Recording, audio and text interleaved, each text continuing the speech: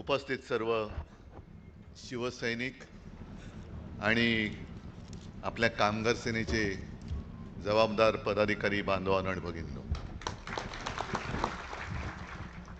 मी त्यांना थांबवलं एवढ्यासाठी नेत्याचा उपनेता केलाय. पक्षप्रमुखाचं काय करतील माहिती नाही, म्हणून म्हटलं थांबा मीच बोलतो. आजचा कार्यक्रम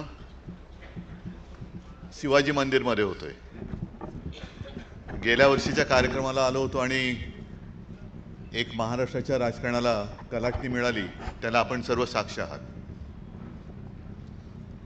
अरविंद, आपलं भाषण आपण सांगत होतात की 68 साली भारतीय कामगार सेनेची स्थापना झाली, म्हणजे आजचं हे 58वं वर्ष.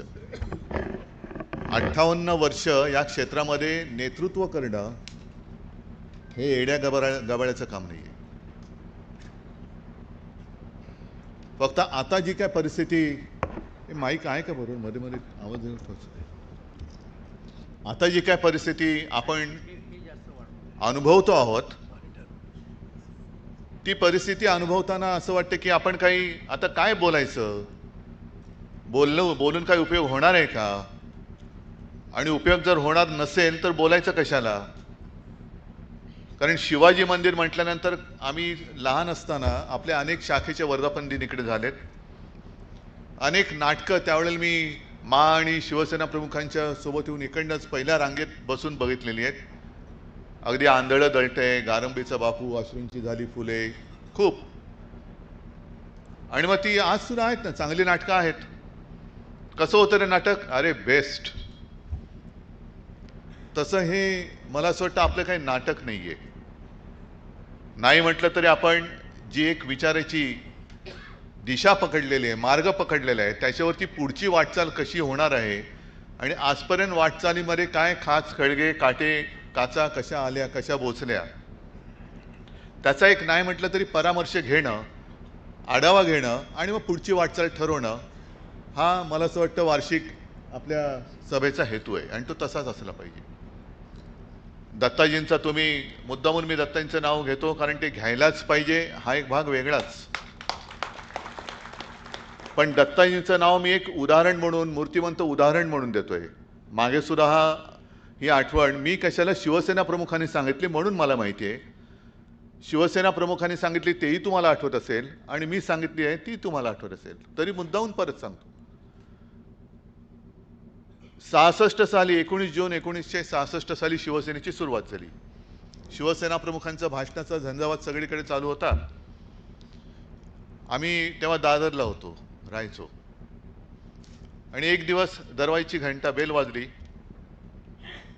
दार उघडल्यानंतर शिवसेना प्रमुखांनी सांगितलेलं एक चांगला तगडा माणूस, कुरळे केस, समोर उभा. त्याला, हां कोण आपण? मी दत्ता साळवी. तर काय काम आहे? मी तुमचं कालचं मला असं वाटतं अमर हिंद व्याख्यानमालेतलं भाषण ऐकलं आणि नोकरीचा राजीनामा देऊन तुमच्याबरोबर काम करायला आलेलो आहे. बाळासाहेब म्हणाले की अरे इथे कशाचाच काय पत्ता नाही आणि तुम्ही नोकरी सोडून इकडे आलात. काय नोकरी होती? गिरणीमध्ये जॉबर, बरोबर ना जी?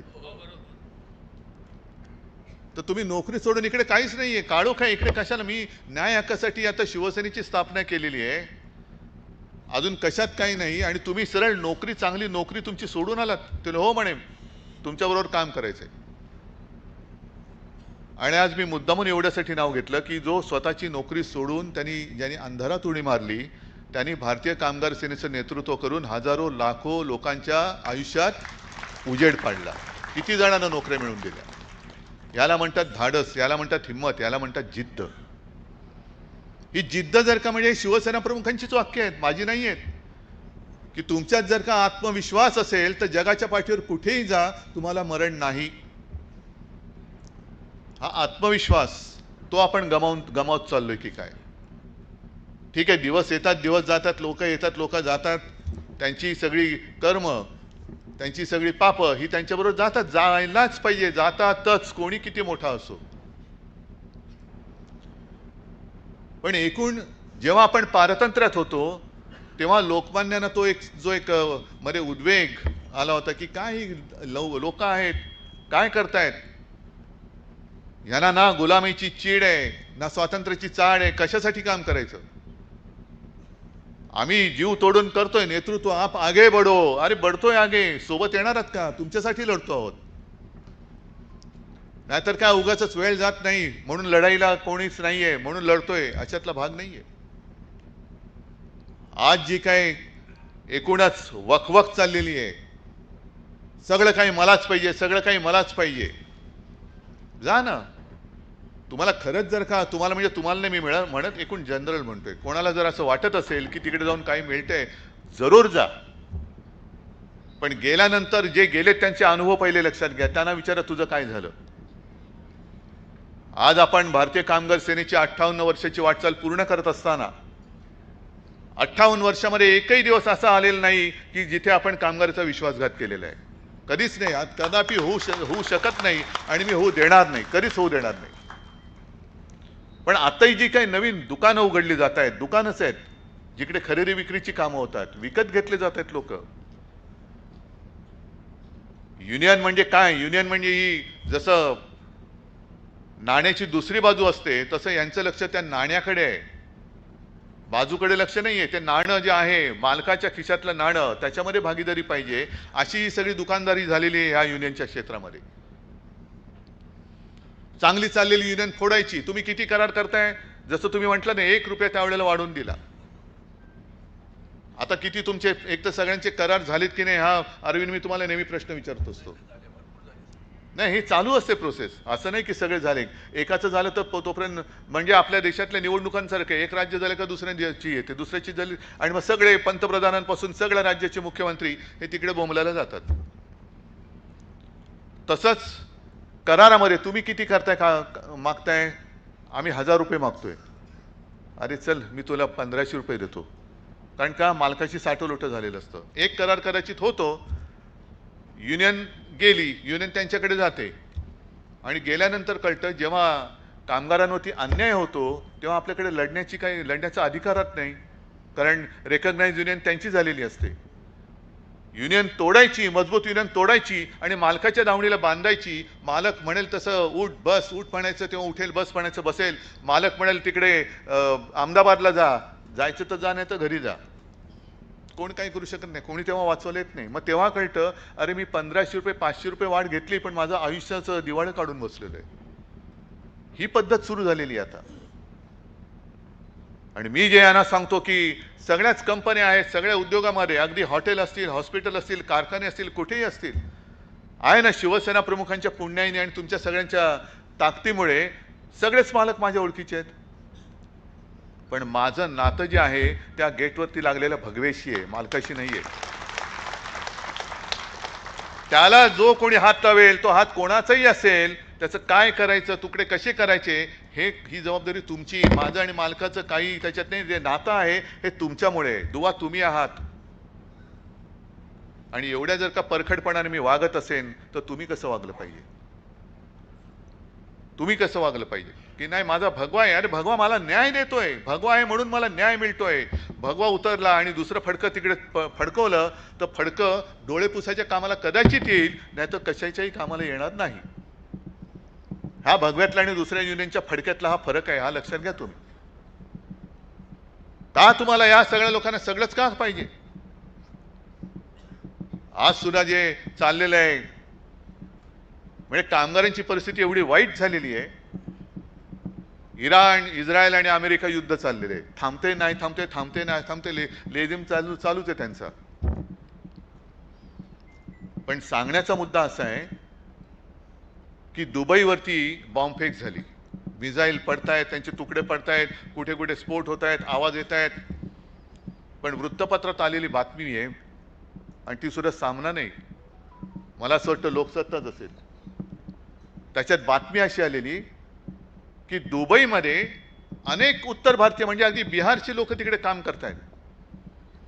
आपल्या सरकारने सांगितलं परत या, परत या. आणि तिथल्या कामगारांनी प्रतिक्रिया दिली, आम्ही तिकडे जाऊन बेकारीने मरण्यापेक्षा इकडे बॉम्ब हल्ल्यात मेलो तरी चालेल. कारण जर का घरी परत गेलो रिकाम्या हाताने करू काय, कुटुंब पोसू कसं? ही जी वास्तविकता आहे या राज्यकर्त्यांच्या लक्षात कधी येणार आहे की नाहीये? राज्य पाहिजे, सत्ता पाहिजे, देतो तुम्हाला, पण एक तर माझ्या देशातले किंवा माझ्या देशातल्या राज्यातले कामगार देशातल्या देशात सुद्धा या राज्यातून त्या राज्यात का त्यांना जावं लागतंय? बरं तेही कमी पडतंय म्हणून देश सोडून दुसऱ्या देशामध्ये त्यांना का जावं लागतंय? आणि त्या देशामध्ये युद्ध सुरू झाल्यानंतर सुद्धा ते म्हणतात मला देशात परतायचं नाहीये, कारण देशात जाऊन मी करू काय? रिकाम्या हाताने घर कसं चालवू? मी मेलो तरी चालेल, पण माझं काम सोडून मी देशात जाणार नाही. ही एवढी परिस्थिती आपल्या देशाची आली, तरी सुद्धा अजून कोणते राज्यकर्त्याचं काही डोळे उघडत नाही, काही डोक्यामध्ये काही घुसत नाहीये. कामगार चळवळ, कामगार कायदे म्हणजे काय? कसले कायदे आहेत? कोणासाठी आहेत? काय कामगार म्हणजे या देशाचा भाग्यविधाता नाहीये? जो बंद असेल तो काढूनच टाकू.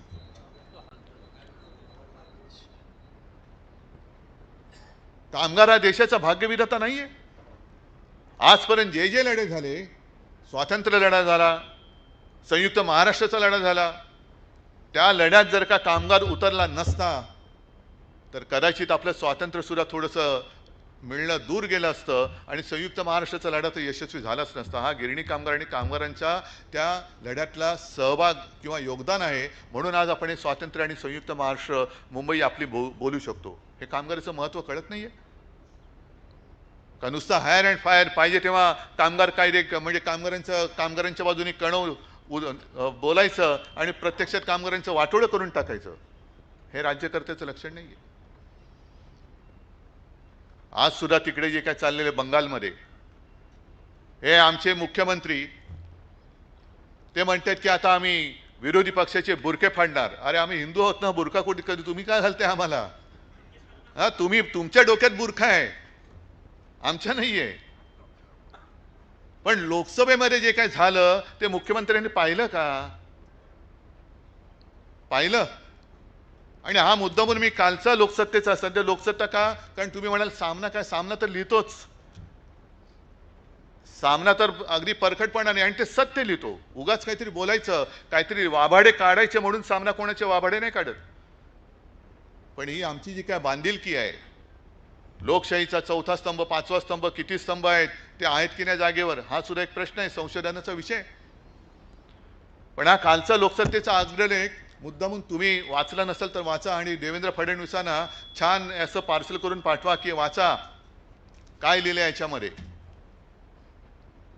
महिला आरक्षण आम्ही होऊ दिलं नाही. अरे मी तर माझं स्टेटमेंट आहे, महिला आरक्षण आत्तापासून जाहीर करा, आत्तापासून करा. पण त्यावेळेला म्हणजे मला वाटतं 10 साली अरुण जेटली हे जे बोलले होते मला वाटतं याच विषयावरती रवीश कुमारांनी एक व्हिडिओ केलेला आहे त्यांचं, ते मुद्दामून बघा तुम्ही. दोन त्यांचे एपिसोड जे आहेत ते मुद्दामून बघा. हे त्यातलंच मी सांगतोय. एक आहे तो या महिला बिलाच्या आडून हे कसं देशाचे तुकडे करणार होते, देशाची वाट कशी लावणार होते आणि त्याचं कुभांड कसं विरोधी पक्षांनी फोडलं आणि त्याच्यात पराभव कसा त्यांचा केला आणि लोकशाही कशी वाचवली, त्याच्याबद्दल हा रवीश कुमारांचा एक एपिसोड आहे आणि तेच या लोकसत्तेमध्ये लिहिलेलं आहे, सामनामध्ये लिहिलेलं आहे. हा काय नवा विषय नाहीये, हा विषय जुना आहे.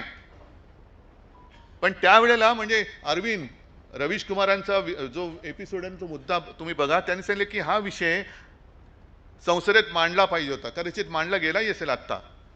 पण त्यांनी काय सांगितलेलं की स्टँडिंग कमिटी ने कई कारणों से इस फ्रीज को फ्रीज म्हणजे आपला फ्रीज नाही म्हणजे त्याला थांबवले, फ्रीज को 2026 तक के लिए जरूरी समझा है, जिसके प्रस्ताव को सरकार ने भी स्वीकार किया है. बरोबर आहे. आता पहिला कारण था नॅशनल पॉप्युलेशन पॉलिसी, म्हणजे लोकसंख्येची जी काय धोरण आहे ते. इस बात के अनुमान है कि 2026 तक वह साल होगा जब हम जनसंख्या वृद्धि की स्थिरता के लक्ष्य को हासिल कर सके. 2026 पर्यंत जनसंख्या वृद्धी दराबद्दल काही नियंत्रण वगैरे काही बिल आणलंय केलंय. आणि ते कशासाठी जरूर आहे? इसलिए 2026 तक फ्रीज किया गया है। दूसरा कारण यह है कि कई ऐसे राज्य हैं जो फैमिली प्लानिंग प्रोग्राम को अच्छे से लागू कर रहे हैं और कुछ नहीं कर पा रहे हैं। हे कारण आहे की काही राज्य कुटुंब नियोजनाचा कार्यक्रम व्यवस्थित पार पाडतायत, काही तिकडे कोणाचंच काही लक्षच नाहीये।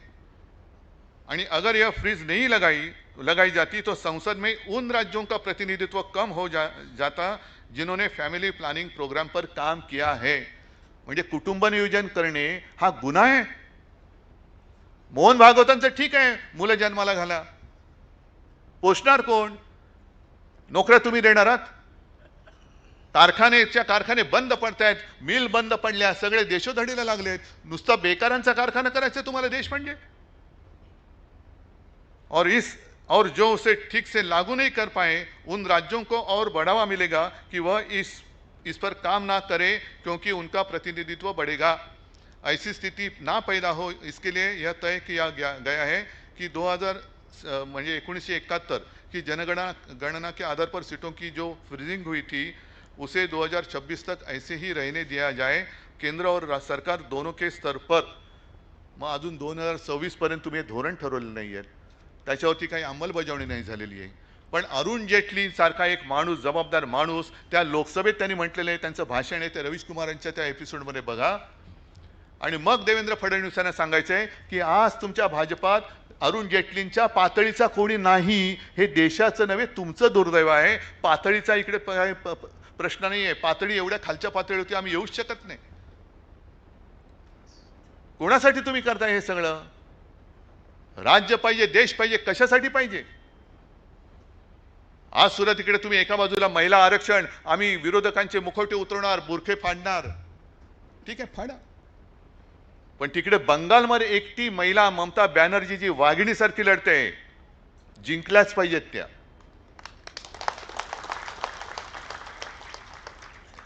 त्या एका महिलेला हरवण्यासाठी तो सुद्धा रवीश कुमारांचा तुम्ही व्हिडिओ बघा, जवळपास 2 लाखाच्या वरती सीआरपीएफचे जवान तिकडे उतरवलेत।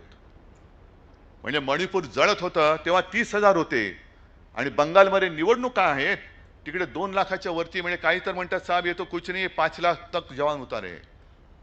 मतदान करणार कसं? कोण करणार? जर फौजा बघितल्या नाक्यावर, कोण तुमची हिम्मत आहे मतदानाला उतरायची? आणि उद्या यांनी जर का ठप्पे मारले आणि ममता बॅनर्जी हरल्या तर जितमया म्हणून पुन्हा तंगडी वरती करून नाचणार आहे? ही लोकशाही आहे। योगी आदित्यनाथ तिकडे, पंतप्रधान तिकडे, आमचे मुख्यमंत्री तिकडे, आणि या राज्यामध्ये ड्रग्सचं रॅकेट चालले, महिलांचे विनयभंग होत आहेत, भोंदूगिरी वाढते, पण नाही, आम्हाला त्याच्याशी काही देणं घेणं नाही। आम्हाला फक्त आम्ही महाराष्ट्र जिंकला, आता बंगाल जिंकायचं, बंगाल जिंकला, आसाम जिंकायचं, आसाम जिंकला, हे जिंकायचं, हेच चाललं। कामगार ओरडतोय, कामगार बोंबलतोय, त्याच्याकडे लक्ष नाहीये। तुम्ही जर का तिकडे मोर्चा काढला, पाकिस्तानचं हे कारस्थान आहे जे नोएडामध्ये झालं ना त्यांचं। कामगारांनी न्याय हक्क मागायचे नाहीत, न्याय हक्कासाठी कामगार जर का रस्त्यावर उतरला तर लगेच पाकिस्तान धार्जिणे हे आहेत। देश अराजकाच्या दिशेने चाललेला आहे। 1 वर्ष आता होईल पेहलगामच्या हल्ल्याला, पाकडे कुठून आले आणि कुठे गेले हे नाही कळलं, पण कामगारांमध्ये कामगार उतरले तर त्याच्यात पाकिस्तानी घुसले हे तुम्हाला कळतं, अतिरेकी कसे घुसतायत आणि लोक मारून जातात हे नाही कळत। पण आता महिलांना त्रास देणे इतपत तुमचं सगळं घसरलेलं आहे, महिलांना त्रास द्या। ममता बॅनर्जी राज्य करतायत, नाही करू द्यायचं, त्यांच्या जवळच्या सगळ्या लोकांवरती ईडीच्या धाडी पडतायत। ईडीच्या माध्यमातून तुम्ही महिलांना सत्वायला लागलात, घराच्या महिलांना, हे तुमचं हिंदुत्व? पण तिकडे धाडी टाकायच्या आणि तिकडे प्रचाराला गेलेले योगी आदित्यनाथ बोललेत, तुमच्या लक्षात आले काय बोललेत? कारण त्या बातम्या नाही ते तिकडे। योगी आदित्यनाथांचं एक क्लिप आलेली आहे,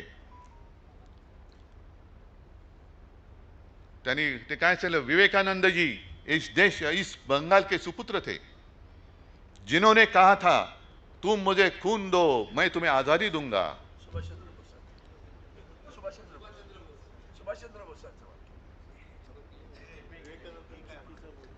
काय रे, मी बरोबर बोललो का चूक बोललो? मी बरोबर बोललेलो आहे, योगी आदित्यनाथ चुकीचं बोललेले आहेत। म्हणजे तुम्हाला जे लिहून दिलं जातं ते सुद्धा पाठ करून बोलता येत नाही. विवेकानंदजी बंगाल के सुपुत्र, अरे हो ना, तू होतास का तुम्हा? तुम मुझे खून दो मैं तुम्हें आजादी दूंगा. मुळामध्ये तुमच्या पक्षाचा आणि तुमच्या मातृपक्षाचा आझादीशी काही संबंध नाही. तुम्ही आझादीबद्दल बोलणारे तुम्ही कोण? हा, म्हणजे नेताजी सुभाषबाबूंबद्दल सुद्धा फक्त यांचं काय चाललेलं आहे, बळकवायचं सगळं. आदर्श म्हणजे नेताजी सुभाषचंद्र बोस पण आमचेच, सावरकर पण आमचेच, वल्लभभाई पटेल पण आमचेच. ठीक आहे ना, वल्लभभाई पटेल सगळ्यांचेच होते, लोहपुरुष. पण फरक लक्षात घ्या, सरदार वल्लभभाई पटेलांनी तो निजामशाहीचा भाग देशात आणण्यासाठी म्हणून फौजा घुसवल्या होत्या. तुम्ही तुमचा पक्ष जिंकवण्यासाठी म्हणून फौजा घुसवताय. हा पटेल आणि तुमच्यातला फरक आहे, हा फरक आहे. म्हणून ते लोह पुरुष, पोलादी पुरुष म्हणतात त्यांना. तुमच्या जिंकण्याची अवकात नाहीये म्हणून तुम्ही ईडी सीबीआय फौजा घुसवताय निवडणूक जिंकायला. का तुमचं कर्तृत्व कमी पडतंय? तुम्ही केलेली कामं कमी पडतायत? तिकडे नाक्या नाक्यावरती फौजा उतरल्यानंतर कशा तिकडे काय महिला आरक्षण, महिला कशा बाहेर पडतील, कशा निवडणुका होणार? मग या देशामध्ये आता लोकशाही जिवंत राहिली की नाही हा विचार करायचा. आणि तो जर काय होणार नसेल तर मग या वार्षिक सभेला वगैरे काय अर्थ नाही. तुमचं तुम्ही काय करायचं करा. पण मला असं वाटतं की जो जो एक आत्मविश्वास शिवसेना प्रमुखांनी दिला आणि त्यांनी जे काही सांगितलेलं आहे की अरे 100 दिवस शेळीचं जगण्यापेक्षा एकच दिवस पण वाघाचा जगा.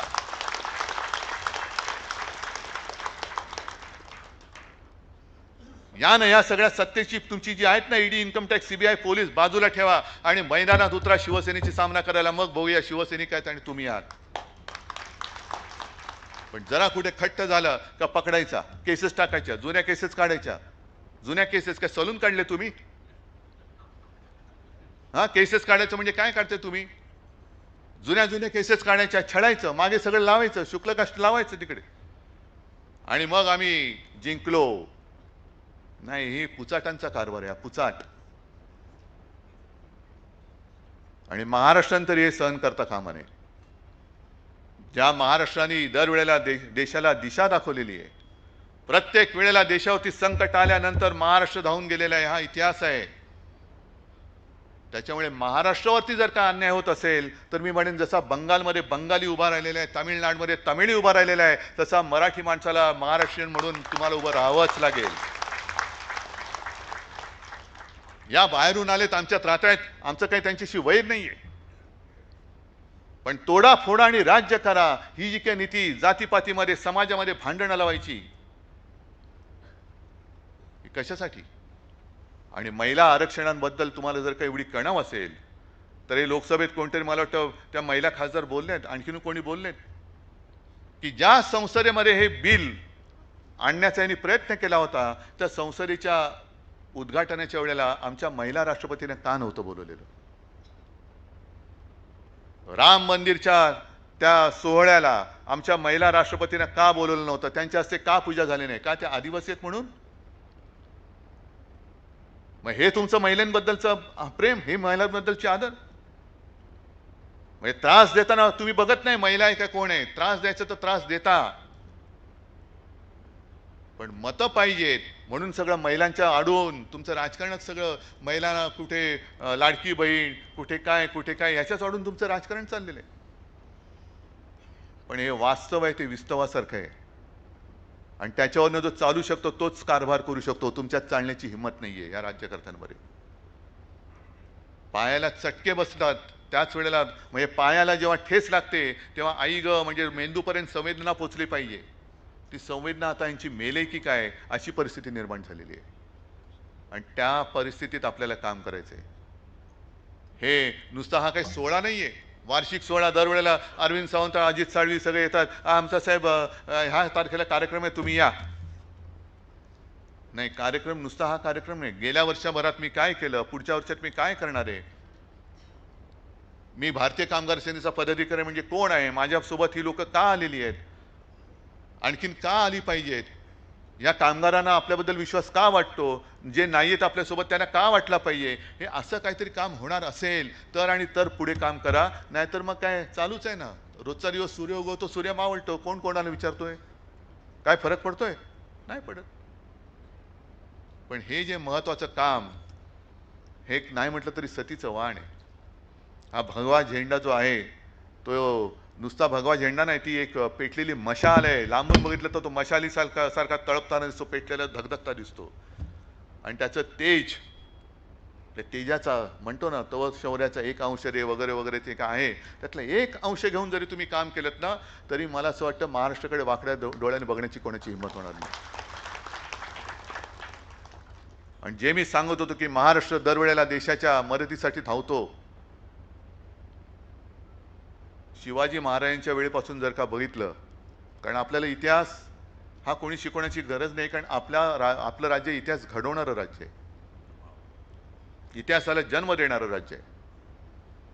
आणि ज्या छत्रपती शिवाजी महाराजांनी असं एक तरी मला राजा दाखवा की 300-400 वर्षानंतर त्याला आपण राजा नाही तर आपला देव मानतो. आणि असं काय कमी माझ्या या राजामध्ये, माझ्या देवामध्ये, की जे इतर देवात आहे आणि याच्यामध्ये नाहीये. म्हणजे रामायण महाभारत आहे, प्रभू श्रीरामाने राक्षस मारले, मग माझ्या शिवरायांनी सुद्धा अफजल खान वगैरे मारलंच ना, राक्षस नव्हता तो. माता भगिनींचं रक्षण यांनी नाही केलं, देवळांचं रक्षण नाही केलं. अगदी प्रभू रामचंद्राबरोबर वानरसेना होती, आमच्याबरोबर काटक मावळे होते, ज्यांना काही शिक्षण, ज्यांना म्हणजे काही शस्त्र नाहीत, काही नाही, अशा साध्या माणसांना घेऊन छत्रपती झालेले ते आमचे देव आहे. काय कमी आहे त्यांच्यामध्ये. आणि जर शिवाजी महाराज झाले नसते तर आज आपण आपल्या देवांचा उद्घोष करू शकलो असतो का? करू शकलो असतो? राम मंदिर आज आपण बांधू शकलो असतो जर शिवाजी महाराज नसते तर? अगदी शिवाजी महाराजांनंतर सुद्धा छत्रपती संभाजी महाराज लढले. मेलो तरी चालेल पण धर्मांतर करणार नाही, पक्षांतर तर सोडूनच द्या. त्याच्यानंतर थोड्या काळासाठी राजाराम महाराज, आणि त्याच्यानंतर जवळपास म्हणजे औरंगजेब स्वतः आला की आता शिवाजी महाराज नाही आहेत, अब समय आया है महाराष्ट्र पर कब्जा करो, जे आत्ताच्या औरंगजेब पण करू पाहत आहेत, अब कब्जा करो. आणि त्यावेळेला तारा राणीनी जवळपास 26 वर्ष औरंगजेब इकडे लढला, 26 वर्ष. पण महाराणी तारा राणीने त्याला असा झुंजवला की शेवटी औरंगजेब इकडेच मेला. त्याचं थडगं तिकडे बांधलेलं आहे छत्रपती संभाजीनगरच्या इकडे, पण तो महाराष्ट्रातली एक कण, एक चिमूट माती सुद्धा नेऊ शकला नाही. हा महाराष्ट्राचा इतिहास आहे. मग आता परत विचार करा, जर शिवाजी महाराज नसते तर अयोध्येत राम मंदिर बांधू शकलो असतो? आणि जर नंतर छत्रपती संभाजी महाराज, राजाराम महाराज, तारा राणी यांनी औरंगजेब इकडे आला, त्याला जर का मोकाट सोडला असता तर संपूर्ण देश तेव्हाच हिरवा वरवंटा फिरला असता. म्हणजे महाराष्ट्राने देशावरचं संकट आपल्यावरती घेतलं. औरंगजेब जो संपूर्ण देश आपला पादाक्रांत करायला निघाला होता, त्याला इथल्या इथे रोखला नाही, इथल्या इथे गाडला. आणि तो गाडला नसता तर आपल्या देशाची हे आता हे डिलिमिटेशन, आरक्षण बिरक्षण आणायला राहिले असते का शिल्लक? तर हे जे महत्त्व आहे, हे महत्त्व हे आपलं कर्तव्य आहे. हे काम म्हणजे आपलं कर्तव्य आहे. आणि जर आपण कर्तव्य पार पाडणार नसू तर मला असं वाटतं हे सगळे बाजूला ठेवून द्या, यांची काही गरज नाही आहे. कारण ते पण बघत असतील ना, नसतील कशावरून की रे काय करतायत हे, मी माझ्या वेळेला केलं पण माझा नुसता उद्घोष करतायत. मी आहे मगाशी अरविंद सावंत पण जोरात बोलत, छत्रपती शिवाजी महाराज की, कशाला जय म्हणताय? तर हे करण्याची तुमच्यात हिंमत आहे का? पहिला प्रश्न मी तुम्हाला विचारतोय. जागेवरती पाय रोवून उभं राहणं आणि वेळ पडली तर 2 हात करणं, हा आपला महाराष्ट्र धर्म आहे. अन्यायाला तोडून मोडून टाकणं हा महाराष्ट्र धर्म आहे. आणि हा महाराष्ट्र धर्मच आपल्या या देशाला आणि हिंदुत्वाला वाचू शकेल, दुसरं कोणी याच्यामध्ये येऊ शकत नाही. आणि त्याच करता आता एका तयारीने उतरलं पाहिजे. आणि आज तरी मला ती तयारी तुमच्यात दिसते. ही तयारी अशीच चालू ठेवा, आणखीन मजबूत व्हा. आणि कामगारांच्या वरती म्हणजे या देशाच्या भविष्यावरती येणारं संकट हे तोडून मोडून टाकण्याचं पवित्र काम शिवसेना प्रमुख आणि दत्ताजींनी निर्माण केलेली भारतीय कामगार सेना कशी करू शकते हे त्या अन्यायकर्त्यांना दाखवून द्या, एवढीच तुम्हाला विनंती करतो आणि आपली रजा घेतो. जय हिंद, जय महाराष्ट्र.